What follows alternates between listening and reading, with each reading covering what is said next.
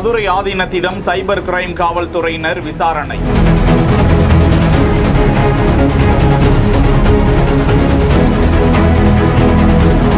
படுத்த படுக்கையிலேயே விசாரணைக்கு ஒத்துழைப்பு கொடுத்த ஆதீனம்.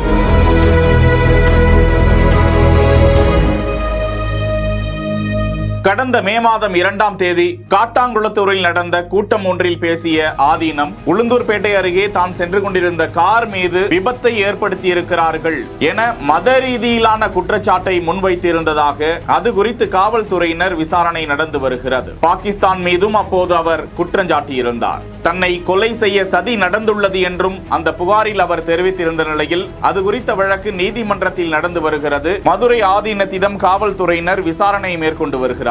மதுரை ஆதீனம் மீது தனிநபர் ஒருவர் கொடுத்த புகாரின் கீழ் சென்னை கிழக்கு மண்டலம் சைபர் கிரைம் காவல்துறையினர் மதுரை ஆதீனம் ஞானசம்பந்த தேசிக பரமாச்சாரியார் மீது 4 பிரிவுகளின் கீழ் வழக்கு பதிவு செய்து அதன் விசாரணையை மேற்கொண்டிருக்கிறார்கள் என்பது குறிப்பிடத்தக்கது. செய்திகளை வழங்குவோர் GT holidays, Jayachandran, MCR pure cotton club. இணைந்திருங்கள் பிஹைண்ட் வுட் செய்தியோடு.